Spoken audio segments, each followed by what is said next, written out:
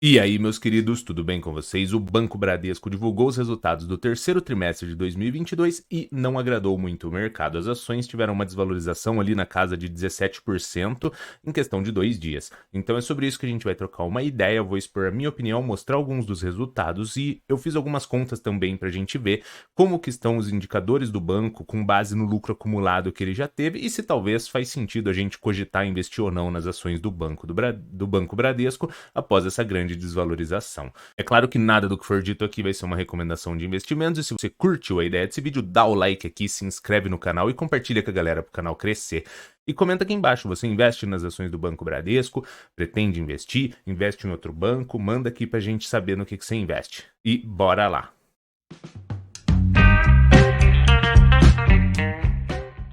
Então, para a gente iniciar, a gente está aqui no Status Invest. Se você ainda não conhece, é uma ótima ferramenta para tu fazer uma pré-análise de investimento.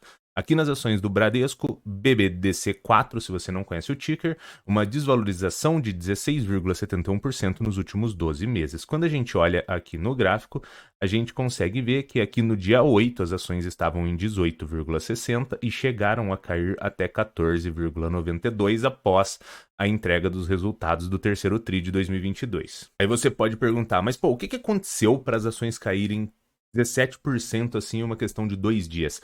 Foram mais ou menos 3 fatores. O primeiro, uma queda nos lucros no trimestre. O segundo, um aumento de PDD. O que é PDD? É uma provisão com devedor duvidoso, ou seja, o Bradesco entendeu que talvez ele iria ter uma maior inadimplência e efetuou provisões a mais sobre esses recebimentos. E o terceiro ponto seria o que? O guidance, que é tipo assim, um alvo que eles dão assim, ó, até o final de 2022 a gente vai estar nesse padrão aqui. O guidance de PDD, ele também foi aumentado, ou seja, o mercado entendeu que os lucros caíram, que o PDD, a provisão com devedor duvidoso, subiu e que ela ainda poderia subir ainda mais. Então aqui no relatório do terceiro trimestre de 2022, a gente consegue visualizar o lucro líquido foi na casa de 5,2 bi, uma queda de 25,8 trimestre e uma queda de 22,8 ano a ano. Aqui a parte do PDD expandida de 7,3 bi, um aumento de 36,8% trimestre a trimestre e um aumento de 116,4% ano a ano. E o terceiro ponto que eu comentei com vocês, primeiro foi a queda do lucro, segundo, aumento de provisão com devedor duvidoso, e aqui PDD expandida em bilhões, o guidance, que seria o alvo, né, a meta, na casa de 17 a 21 bi, já teria sido realizado até o nono mês de 2022, 17,4, e teve um guidance revisado aqui na casa de 25,5 a 27,5. Então o que preocupa o mercado é o seguinte, será que já que foi sinalizado que haverão mais possibilidades de PDD a serem aumentadas, então isso daí diminuiria o lucro? Por quê? Como que funciona uma provisão? Uma provisão, vale deixar claro o seguinte, a gente tem um vídeo aqui bacana que explica um pouco sobre, eu vou deixar aqui para vocês que querem saber um pouco mais, tá? Mas assim, a provisão, ela não gera um efeito de entrada ou de saída de caixa, porém, ele reduz o lucro momentaneamente, mas uma provisão é uma possibilidade de, não quer dizer que foi realizado. Então, quando você faz uma provisão de perda, você já vai lá no seu resultado e considera uma perda, isso reduz o seu lucro. Porém, essa provisão, ela se vier a ser realizada, beleza, então você já provisionou, já considerou como perda, ela realizou mesmo e ficou isso daí. O seu lucro já caiu quando você considerou ela. Porém, se ela não for realizada, você vai ter que fazer um estorno dessas provisões. E se no primeiro momento, quando uma provisão ela reduz o seu lucro, no segundo momento, se ela é estornada porque ela não foi realizada, ela iria aumentar o seu lucro porque você não teve aquela perda que você estava esperando ter. Então, vale deixar claro isso porque eu entendo que o mercado fica preocupado por conta de que se vai ter aumento de novas provisões, quer dizer que é uma sinalização de que a inadimplência está subindo e pode vir a se realizar. Então é um ponto sim para a gente ficar de alerta, porém é bom também entender o seguinte, que essas provisões elas são possibilidades de e não realizações ainda. Então ao longo do tempo isso pode ainda transitar pelo resultado, trazendo menos lucro ou mais lucro ao longo do tempo, conforme essas inadimplências vão se realizando ou não. Nesse próximo slide, o Bradesco ele mostra para a gente uma relação de múltiplos de valor de patrimônio, de preço-lucro e de ROI, que a empresa teria historicamente desde 2010. Então, quando a gente vê o múltiplo de preço sobre valor patrimonial, esse daqui, quanto menor, é melhor. Então, a gente consegue ver que aqui na casa de 1,2 é o menor múltiplo de valor patrimonial dessa série histórica. Teve só esse daqui na casa de 1,1 em 2015 e depois todos os outros foram superiores. Então, ele estaria sinalizando que, aparentemente, a ação estaria descontada com base nesse indicador de preço-valor patrimonial. Quando a gente olha a métrica de preço sobre lucro, essa daqui também, quanto menor, mais atrativo é. Então a gente consegue ver que ele está aqui na casa de 7,5 vezes, porém ele já foi trabalhado em valores maiores, o que também sinalizaria um possível desconto. Já aqui na casa do ROI, essa daqui é o oposto, quanto maior, melhor, quer dizer que o seu patrimônio, o seu investimento está sendo remunerado de uma melhor forma. Então aqui é um sinal ruim, que está na casa de 16,3, porém, ele já trabalhou em casas maiores no passado. Então, dessas 3 métricas, 2 estão positivas e uma ruim, que seria essa do ROI. E nesse slide eu gostaria de passar com vocês em 2 pontos aqui. O primeiro é o seguinte: 19 bilhões de lucro líquido nos 9 meses de 2022, o que é um lucro bem interessante e atrativo. Apesar de o lucro ter tido uma queda, é um acumulado bem interessante. E o outro ponto é o seguinte: quem gosta de recebimento de dividendos, gosta de investir naquelas empresas de banco, seguradoras, saneamento, energia elétrica e tudo mais, o Banco Bradesco ele cumpre uma função dupla ali, porque ele se enquadra em banco e ele tem essas operações de seguro que também são atrativas, principalmente se você tem esse perfil de investimento mais nessa linha de empresas pagadoras de dividendo, empresas perenes que vão ali sempre tendo aquele dinheirinho sendo rentabilizado e pago ao acionista. Então, até o momento, a gente conseguiu ver o seguinte: o lucro teve uma queda, beleza, mas ele tem um acumulado atrativo de 19 bi ao longo dos 9 meses de 2022. A provisão teve um aumento de provisão com devedor duvidoso e ela ainda pode vir a subir, porém, a gente já entendeu o seguinte, que é uma possibilidade de e não uma realização. Então, esse excesso que talvez esteja tendo de prudência de provisões pode ser que sejam estornadas em algum momento, caso não se realizem nessa totalidade. Então isso daqui poderia ser também uma possibilidade de devolver o lucro para cima, caso ocorressem esses estornos. Aí agora eu vou mostrar para vocês o seguinte: eu peguei os dados do relatório do terceiro TRI e eu montei mais ou menos alguns indicadores, principalmente os indicadores mais interessantes, como dividend yield, preço-lucro, preço-valor patrimonial e todas essas outras coisas.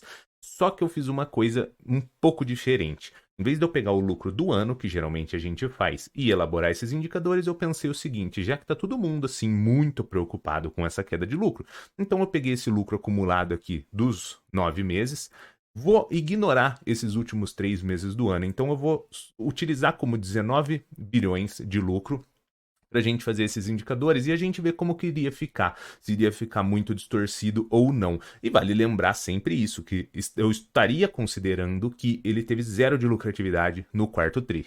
Então, só para a gente ver mais ou menos, eu peguei o quê? O patrimônio líquido apresentado no último resultado do terceiro TRI, valor de mercado com base nas ações em algo em torno de R$ 15, o lucro eu considerei os 19 bi acumulado, que foi evidenciado no relatório, para a gente utilizar como parâmetro para fazer os cálculos, e ignorando o quarto trimestre.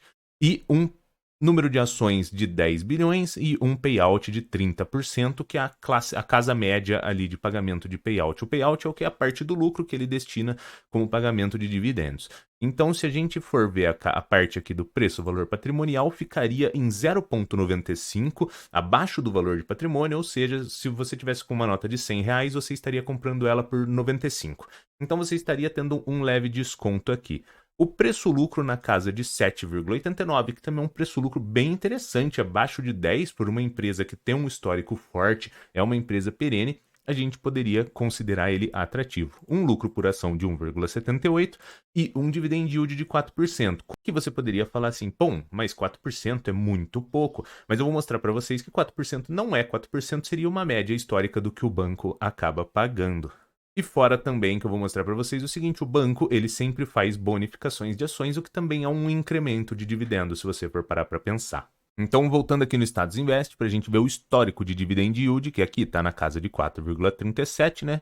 quando a gente vê o histórico, a gente vê que ele tem aqui um histórico médio de 3,82 e fica aqui nessa casa de 3,5, 3, 3,70. Em alguns momentos tem algum pico, mas a média a gente consegue visualizar que é nessa casa de 3 a 4%. Ou seja, com base naqueles cálculos que a gente fez e ainda levando em conta apenas que ele tivesse um resultado de zero no quarto trimestre, usando apenas os 19 bi acumulado dos 9 meses, a gente ainda teria um dividend yield na casa de 4%, ou seja, mesmo que ele não trouxesse nenhum lucro no quarto tri, a gente teria um dividend yield de 4%, que seria o padrão, um preço-lucro inferior a 8 na casa de 7,9, extremamente atrativo por ser uma empresa sólida, que também tem esse pé em banco e seguros, que você já cumpre esse propósito de uma empresa perene e pagadora de dividendos.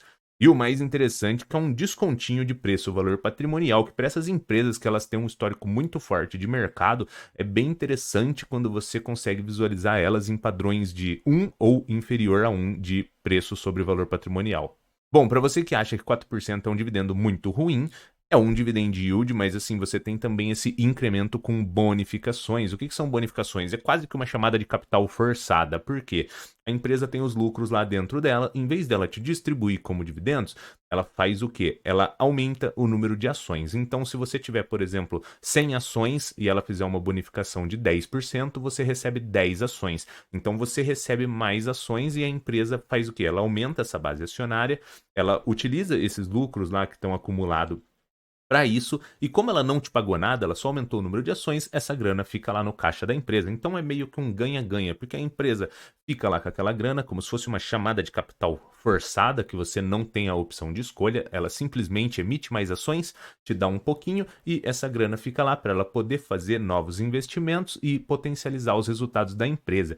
E para você é atrativo porque geralmente os valores base, eles são inferiores ao preço de cotação. Então você consegue novas ações a preços reduzidos. E essa diferença aqui do valor base para o valor atual, você poderia entender como um dividendo extra ali, se você for para pensar.